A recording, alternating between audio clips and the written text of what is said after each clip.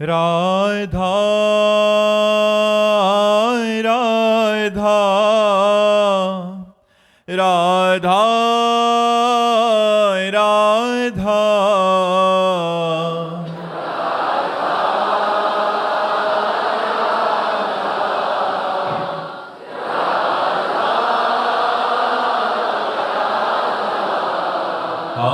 राधा राधा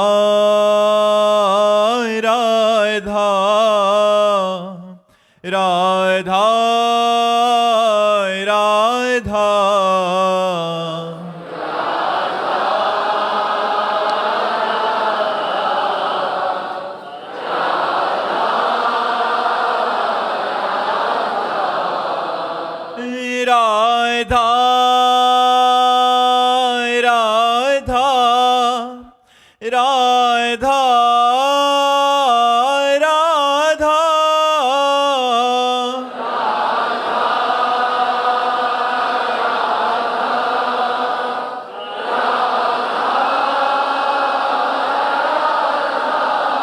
हाय राधा राधा राधा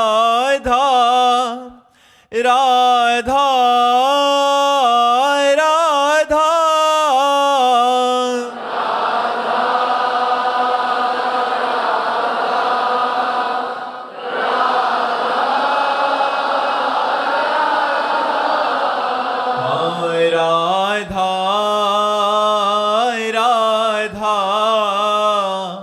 राधा राधा राधा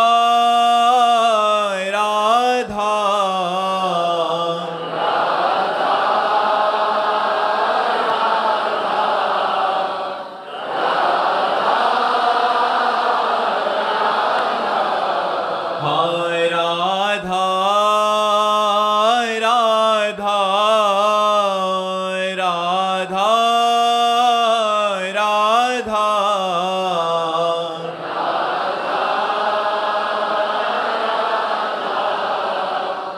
राधा राधा श्री राधा वल्लभ लाल की समस्त संत हरि भक्तन की श्री वृंदावन धाम की सतगुरुदेव भगवान की। अनुराग जी, राधे राधे महाराज जी। महाराज जी ये पूछ रहे हैं महाराज जी आपका जन्म क्यों हुआ है महाराज? हाँ, सत्य बात है।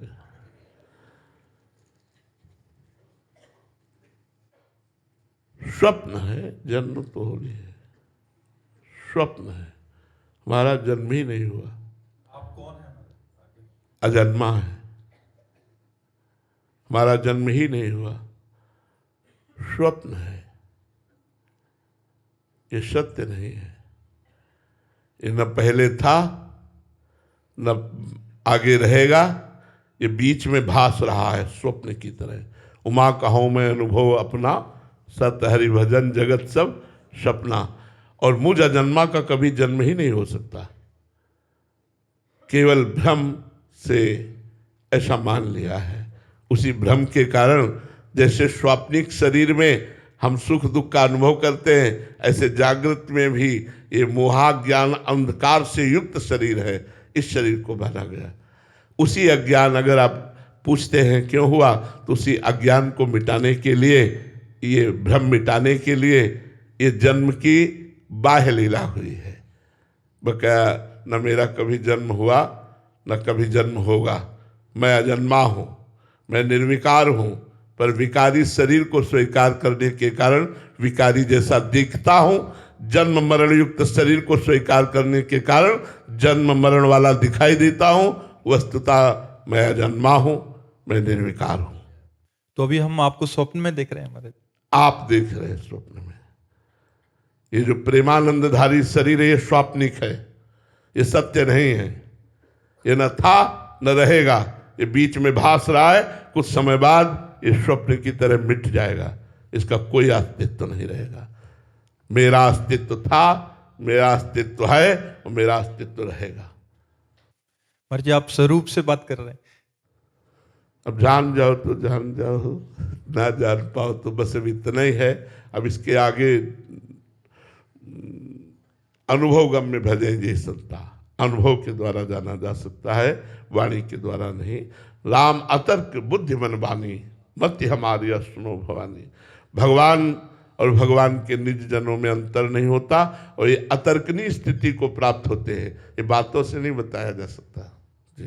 महाराज जी, इसको जानने के लिए साधक को उसी स्थिति में आना पड़ेगा। हाँ, उसी, जब तक उसी स्थिति में नहीं आएगा तब तक नहीं समझ। मतलब जगना पड़ेगा। बिल्कुल।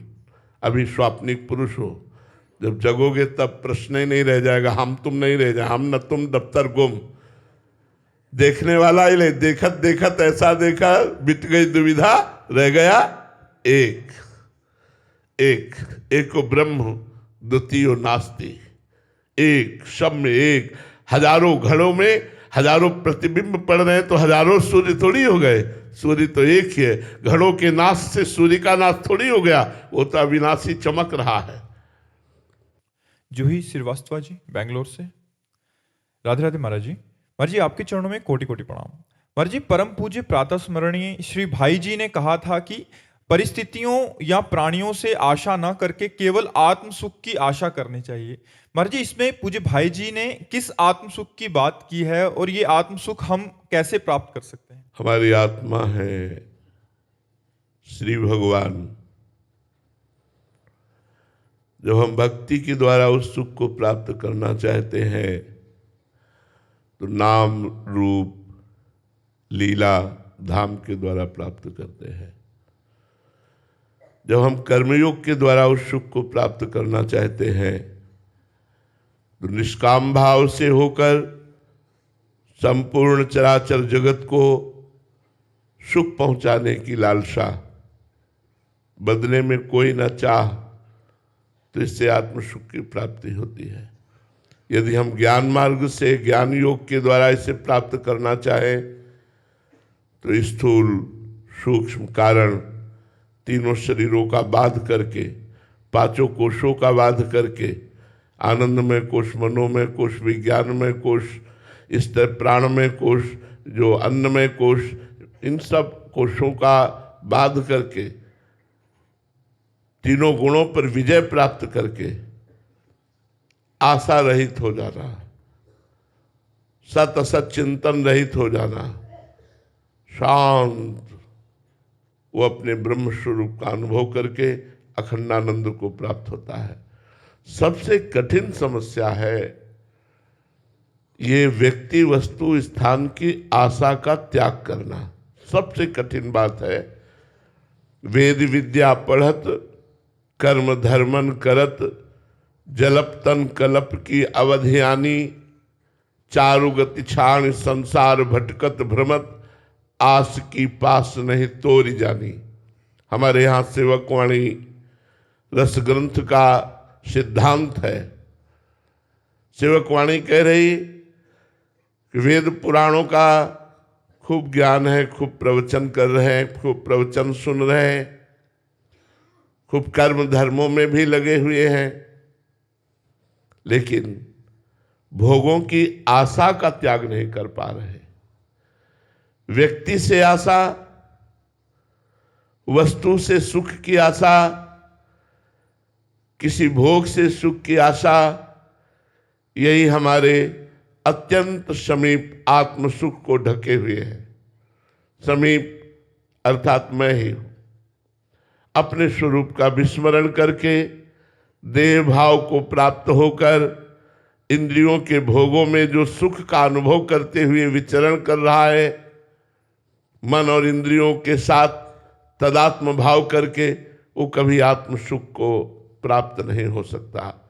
जो अपनी इंद्रिय और मन को भोगों से हटाकर भोगों की आस, वस्तु व्यक्ति स्थान की आशा का त्याग करके कर्तव्य का पालन करते हुए शरीर निर्वाह और धर्म में विषयों का सेवन करते हुए और निरंतर सच्चिंतन करते हुए, भगवत चिंतन करते हुए समय व्यतीत करता है, तो असत चिंतन का त्याग होते ही अंतःकरण निर्मल हो जाता है। सम और निर्मल अंतःकरण में ही आत्मस्वरूप का अनुभव होने लगता है। जहाँ सम हुआ निर्मल हुआ तो ममत्व हटा, अपने स्वरूप का अपने आप में अनुभव होने लगता है। अपार सुख स्वरूप हमारा है, सुख राशि है, चेतन अमल सहज सुख राशि। पर किसी एक मार्ग का अवलंबन ले, चाहे भक्ति योग या कर्म योग या ज्ञान योग, और आचार्य की शरण होकर, गुरु की शरण होकर, उनकी आज्ञा के अनुसार साधना की जाए। संयम यह न विषय के आशा, सदगुरु वैद्य वचन विश्वासा, संयम यह न विषय की आशा। ये बहुत बड़ी बात हम कह रहे हैं। विषय की आस की पास नहीं तोड़ पाते बड़े बड़े साधन करने वाले। वस्तु से सुख की आशा, शरीर भोग से सुख की आशा, रुपये से सुख की आशा, मान प्रतिष्ठा से सुख की आशा, इसे नहीं तोड़ पाते। और जिसने गुरु कृपा बल से इसे तोड़ दिया वही आत्म सुख को प्राप्त हो जाता है। आशा ही परमम दुखम नैराश्यम परमम सुखम।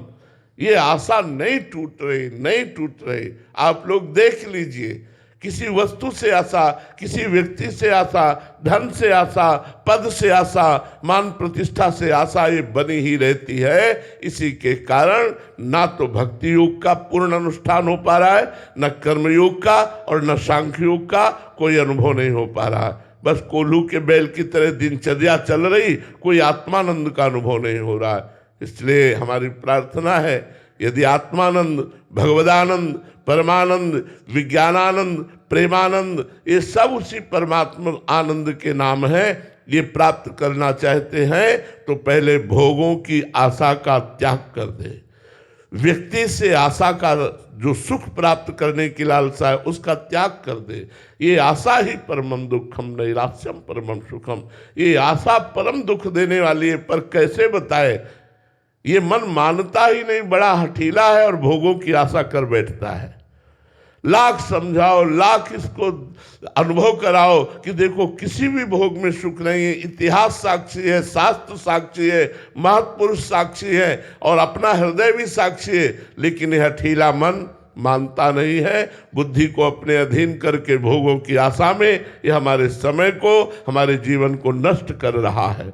हम अशांत होते चले जा रहे हैं, इन कामनाओं की भीड़ में हम खोते चले जा रहे हैं। कोई बड़ा भाग्यशाली है जो संत सदगुरुदेव की चरण आश्रय वृत्ति से भगवदानंद की प्राप्ति के लिए पूर्ण समर्पण करके उनकी आज्ञा के अनुसार चलते हुए वो इन समस्त आशाओं को काट करके और भगवत चिंतन में डूब जाता है, वही आत्मानंद को प्राप्त होता है।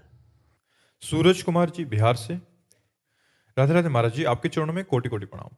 महाराज जी, गीता जी के एक श्लोक में कहा गया है कि ये संपूर्ण ब्रह्मांड मेरे अव्यक्त रूप में व्याप्त है, सभी जीव मुझ में निवास करते हैं परंतु मैं उनमें निवास नहीं करता।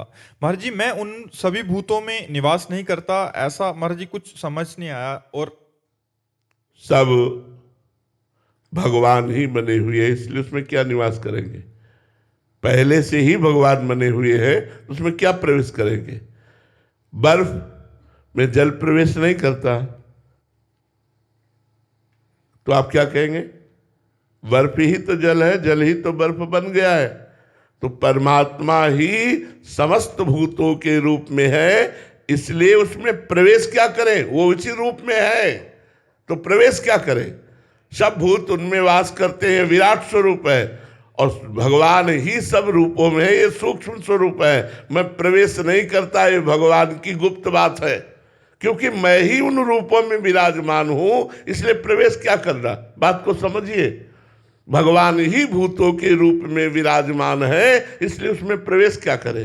दूसरा कुछ हो तो प्रवेश करे, वही सब रूपों में विराजमान है, इसलिए भगवान ऐसा कहते हैं। राधिका शरण जी। राधे राधे महाराज जी, आपके चरणों में कोटि कोटि प्रणाम। महाराज जी, भगवत प्राप्ति की ओर चलने वाले सभी साधकों के ऊपर क्या एक जैसे सिद्धांत का फल मिलता है या सब पर अलग अलग कृपा होती है, या फिर भावों का होता है?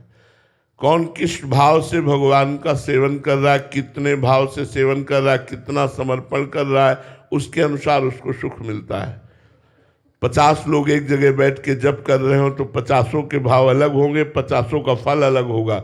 मंत्र भले एक ही हो, समय एक हो, स्थान एक हो, लेकिन फल अलग अलग हो जाएगा, क्योंकि उनकी भावधारा, उनकी तन्मयता, उनकी एकाग्रता, उनका लक्ष्य अलग फल की वृत्ति प्रदान करेगा।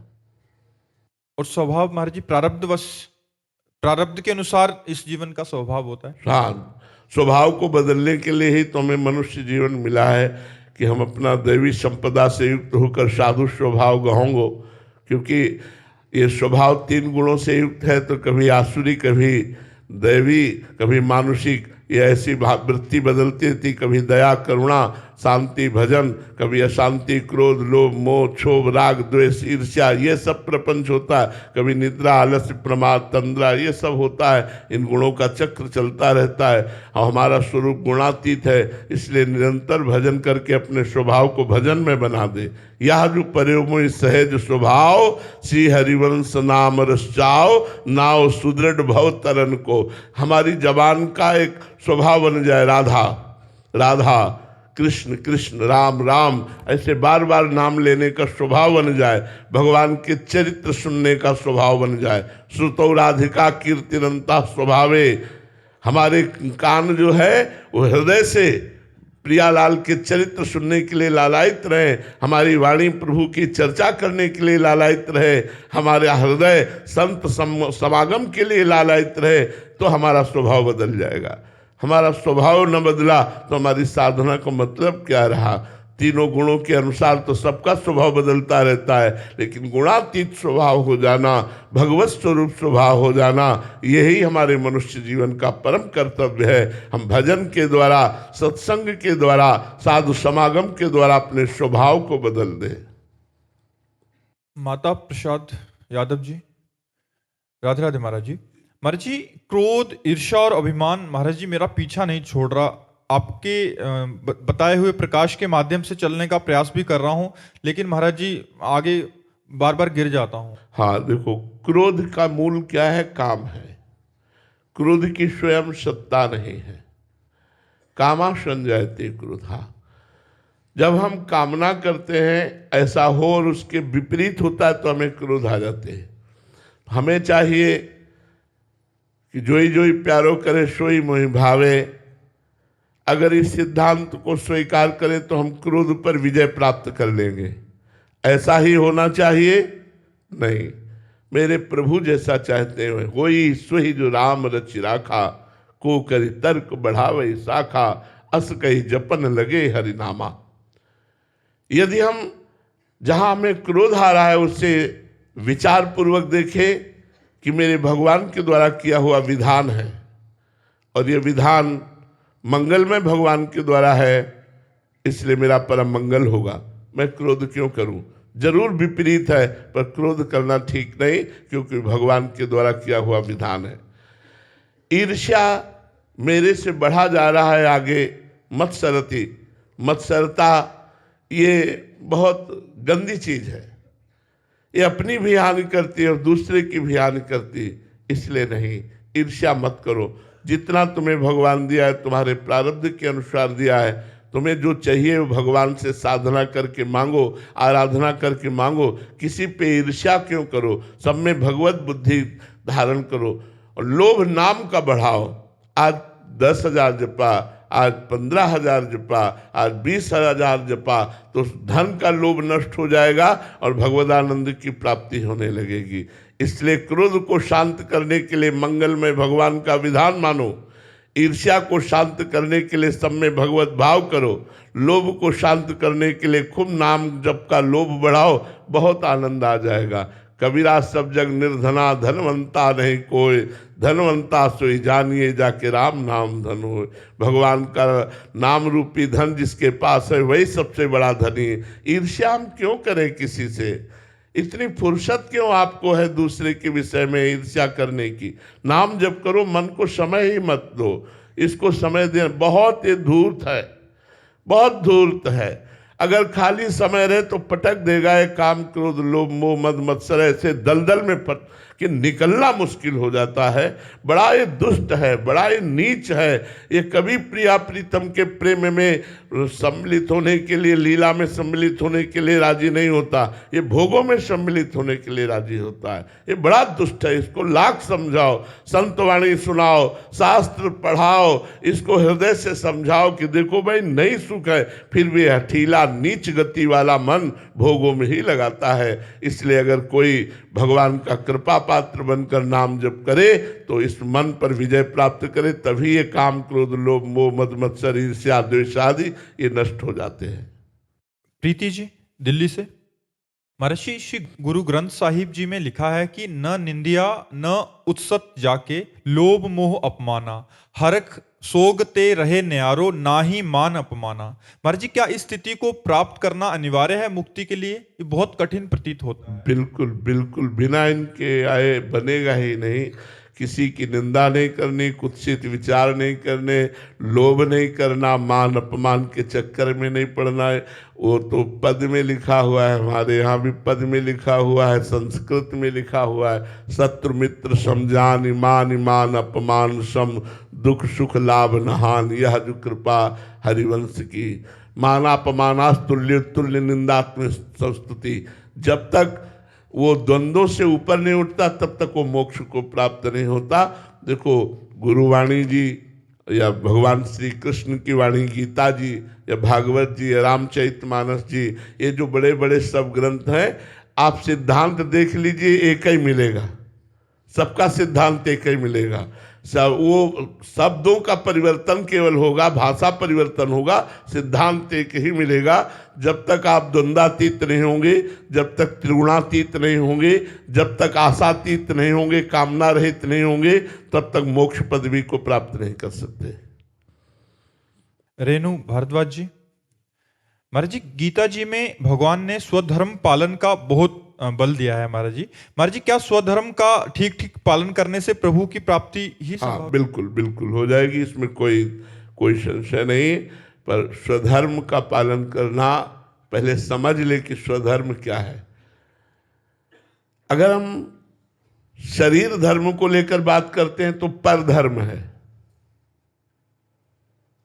शरीर स्व है या पर? अगर कोई थोड़ा भी विवेक रखता है तो इस पर विचार करके बताओ, शरीर स्व है या पर? पर है। ये स्व नहीं है, ये पर है। ये प्रकृति के द्वारा पंचभूतों से रचित है। और पर धर्मो भयावहा, पर धर्मो भयावहा, इसीलिए आप भय को प्राप्त होते, मृत्यु को प्राप्त होते, दुख को प्राप्त होते, संशय को प्राप्त होते, संकट को प्राप्त होते, बंधन को प्राप्त होते, क्योंकि पर धर्म में है, स्वधर्म में नहीं। स्वधर्म क्या है? भगवान की आराधना करना, पति में भगवान को देखना, पुत्र में भगवान को देखना, परिवार में भगवान को देखना, रात दिन भगवत भाव से, चिंतन से सब परिवार की सेवा करना, नाम जप करना, ये स्वधर्म है। भगवत भाव रहित शरीर भाव को लेकर के तो ये परधर्म है, ये आवागमन से मुक्त नहीं कर पाएगा। अच्युत भावना विहित निष्काम कर्म भी वो मोक्षदायी नहीं होता। भगवत भावना विहीन निष्काम कर्म भी उत्तम फलदायी नहीं होता। इसलिए सब में भगवत भावना की जाए, यही स्वधर्म है। सब में भगवत भाव से आराधना की जाए, नाम जप किया जाए, कोई नशा न किया जाए, गलत आचरण न किए जाए, अपने पति को, अपने परिवार में भगवान को देखो, यही स्वधर्म है। क्योंकि वही भगवान हमारी आत्मा के रूप में स्फुरित हो रहा है और स्व वही है। शंकर सहज स्व रूप संहारा, तो लाग समाधि अखंड अपारा। स्वधर्म, स्वधर्म माने भगवत आराधना, आत्मस्वरूप में स्थित होना, ये पर धर्मो भयावहा, ये शरीर पर धर्म है। हम भगवान के दिव्य अंश हैं और जो भगवान का अंश है वो पूर्ण है, क्योंकि पूर्ण का अंश भी पूर्ण नहीं होता है। इसलिए हम परमात्मा स्वरूप हैं और परमात्मा स्वरूप में स्थित रहना ही स्वधर्म है। शरीर धर्म में स्थित रहना पर धर्म है। ये बात अध्यात्म से मैं कह रहा हूं। नितिन जी होशंगाबाद से, राधे राधे महाराज जी, आपके चरणों में कोटि कोटि प्रणाम। महाराज जी, मेरा प्रश्न है कि काशी में महादेव जी को देखकर और काशी के घाटों को देखकर किसी को वैराग्य चढ़े तो बात समझ में आती है, क्योंकि बाबा जी का स्वरूप ही सन्यासी वाला है। लेकिन महाराज जी, वृंदावन में आकर और प्रिया प्रीतम को देखकर किसी को घोर वैराग्य आ जाए, ये बात महाराज जी समझ के बाहर की है। सही पूछो तो काशीनाथ को भी यहाँ वैराग्य हो जाता है काशीनाथ को भी यहाँ वैराग्य हो जाता है। गोपी बने हुए, गोपीश्वर बने हुए वृंदावन में विराजमान है। जो प्रेम है ये समस्त राग नष्ट कर देता है। देखो, थोड़ी सी मलिन झांकी, निर्मल झांकी नहीं कह रहा हूं, मलिन झांकी, प्रेम ना होकर के वो राग है, पर उसका स्वरूप देखो। संसार में उसे प्रेमी कहते हैं, पर उसे राग कहा जाता है, प्रेम नहीं कहा जाता। उसे कामासक्त चित्त को राग कहा जाता है। एक लड़की एक लड़का दोनों थोड़ा सा राग कर लेते हैं। अब उनके मिलन में बाधा पहुंचने लगी, दोनों अपने अपने परिवार को छोड़ देते हैं। अब उनके परिवार भारी विरोध में उतर गए, दोनों अपने प्राण छोड़ देते हैं। सुना है नहीं सुना? एक लौकिक राग में इतनी ताकत है कि दोनों अपने परिवार को छोड़ दिए, दोनों अपने प्राणों का भी त्याग कर दिया। इतना बड़ा वैराग्य, इतना बड़ा राग त्याग कि दोनों ने एक साथ जहर खा लिया। फिर ये तो प्रेम देश है, ये तो प्रिया प्रीतम का प्रेम देश है।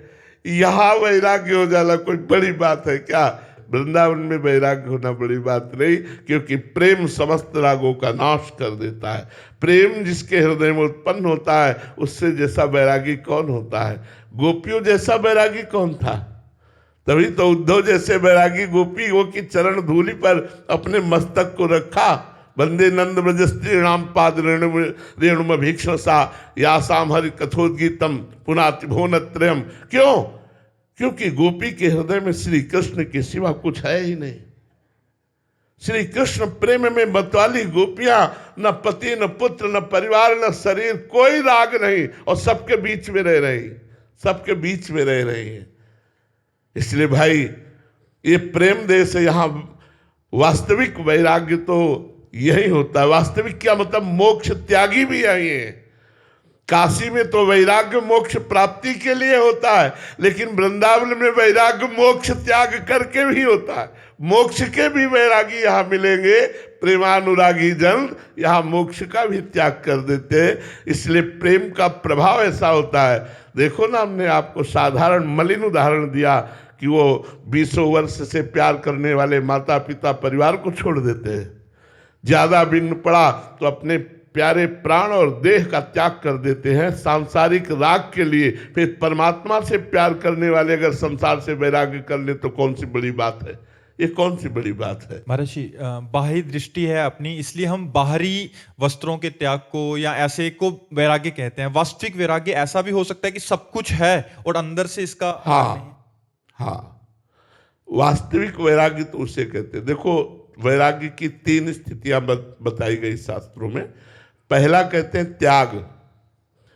त्याग का मतलब मुझे भोग की इच्छा है, पर मैं भोगूंगा नहीं क्योंकि मुझे भगवत प्राप्ति करनी है। और प्रबल इच्छा भोग की है, पर उन भोगों को नहीं भोगता क्योंकि वो भगवत प्राप्ति करना चाहता है। इसे कहते हैं त्याग। दूसरा है वैराग्य। भोगों की उपस्थिति पर भोगों की इच्छा ना होना, भोगों के बीच में रहते हुए भी भोग की इच्छा ही ना होना, इसे वैराग्य कहते हैं। और तीसरे को कहते हैं उपरति।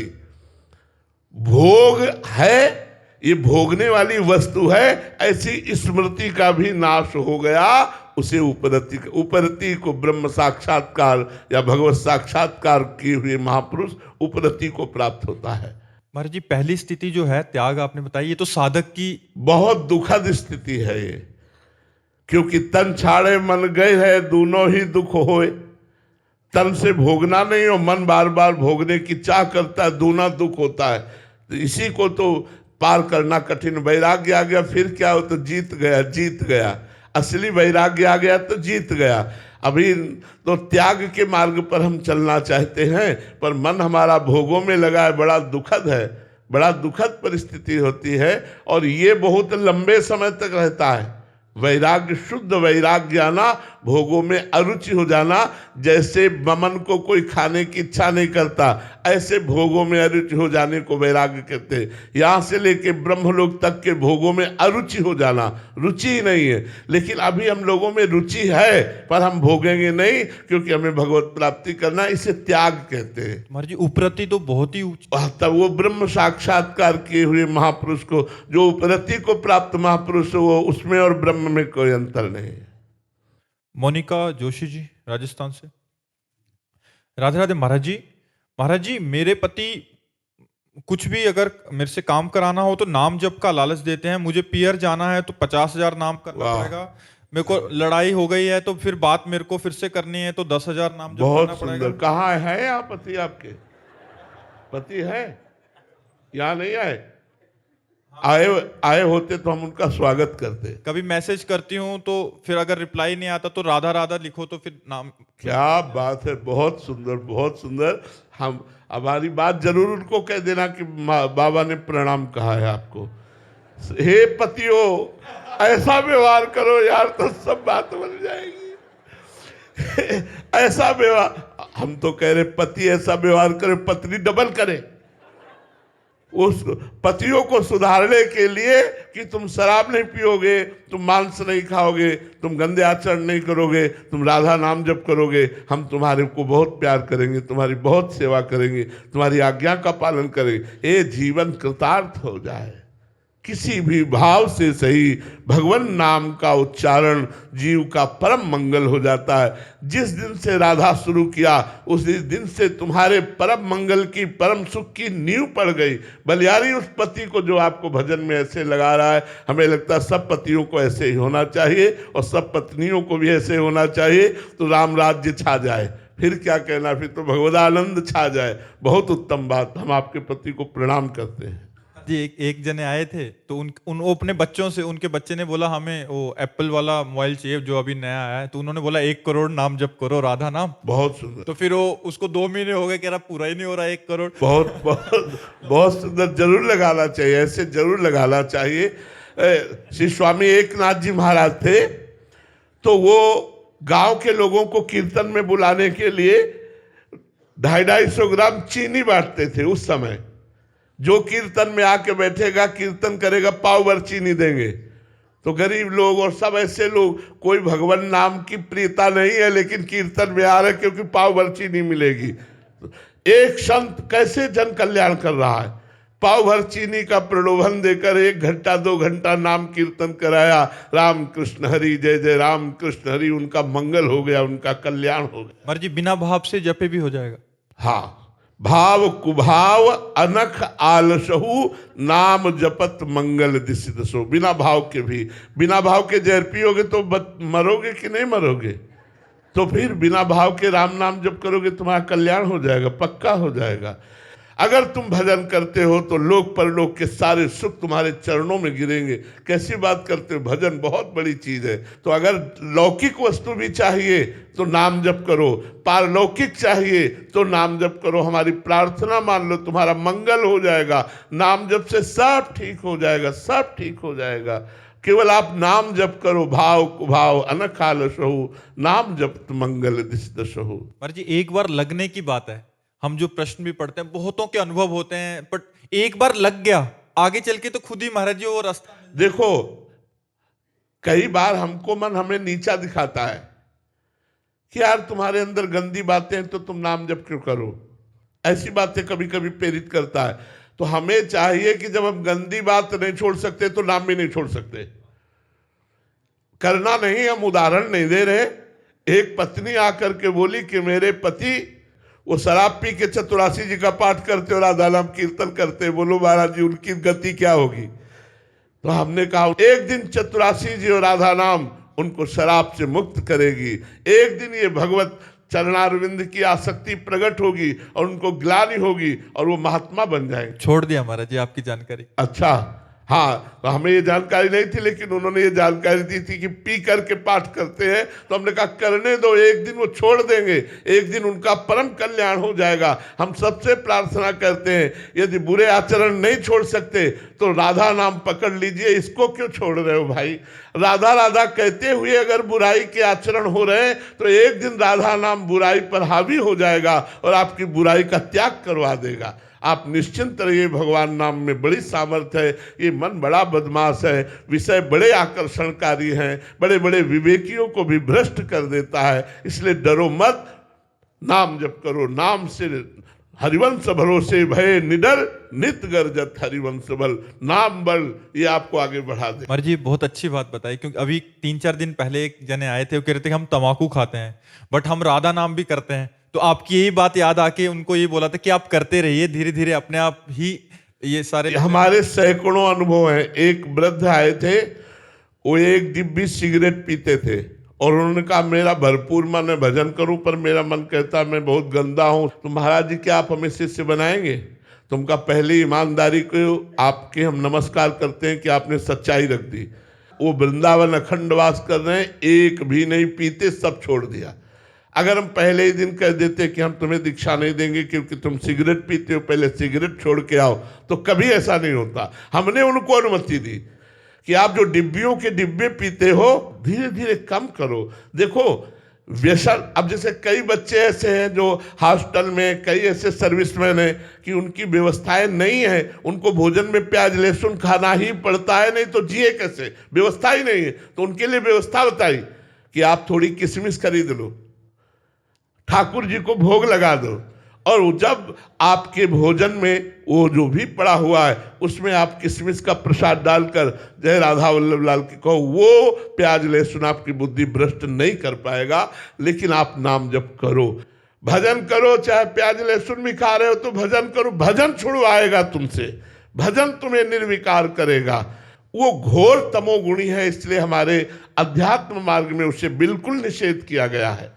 घोर तमोगुणी है। लेकिन जिनके पास ऐसे व्यापार हैं, ऐसी नौकरी है, ऐसे हॉस्टल में बच्चे पढ़ते हैं कि जिनको भोजन ही वही मिलता है रसोई से, अब वो कहते हैं हम भजन नहीं करेंगे तो जीवन बेकार हो जाए। लेकिन इस पद्धति से खाओ, अब ठाकुर को भोग लगा लो किशमिश का, और उसमें प्रसादे सर्व दुखा नाम हानिरस्य उपजाते।